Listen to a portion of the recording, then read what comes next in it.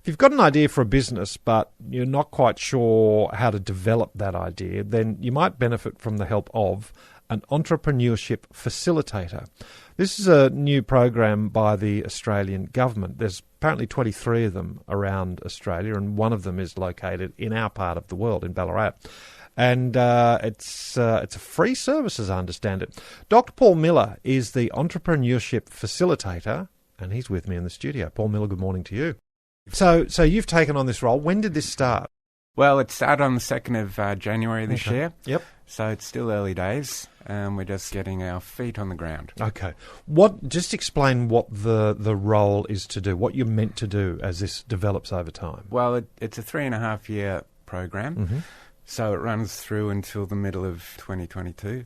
And our role is to reach out to people who want to start a business and just explain to them how to go about it and really provide any assistance we can. And that could include tailored mentoring or referral to other organisations or services, whether they're local, state or federal, that can help them.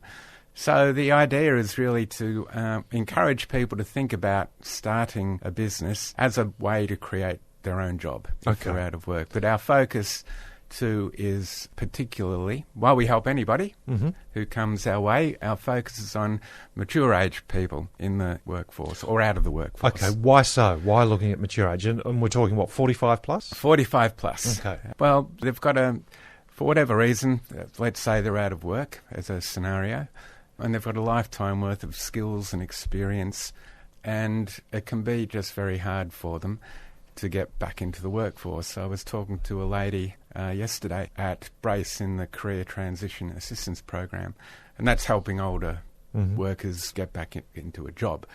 And she said there was one fellow she spoke to who in 8 years had put out like 1,000 job applications and had one interview. Wow. So there's a bit of, perhaps ageism, a bit of discrimination in that respect.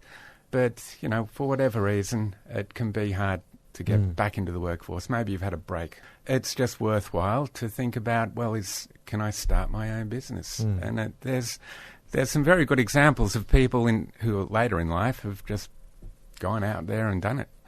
When we talk about starting a new business, it doesn't have to be complex, the business idea as such, from the sound of it. It can be something quite simple. Very simple. You'd be surprised. So, again, we were talking about a guy who details saddles. Okay. Horse saddles, right? So he's over 70, and he's turned this into a business with the help of niece. And apparently, from all reports, he's totally booked out through until I think it's October. Really? Yes. So you never know what you can do with a good idea and a bit of support and a bit of good advice and the right advice too.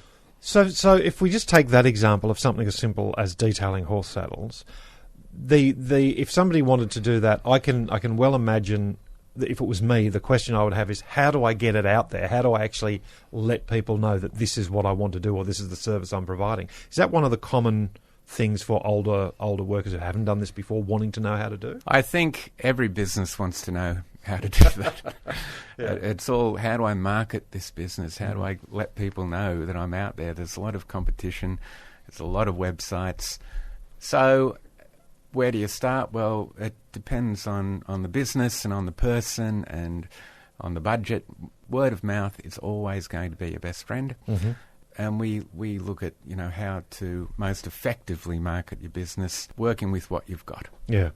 Does the service that's being offered go into that business operational advice, as in how the accounting and all those sort of things? Absolutely. I mean, if I had to do it, I wouldn't have a clue where to start with that. No, we're focusing on people who want to start a business, but then the mentoring and the support will go for as long as people require it. And it could be, like, I've got a background as a trainer, a business trainer and a mentor. Over the past 20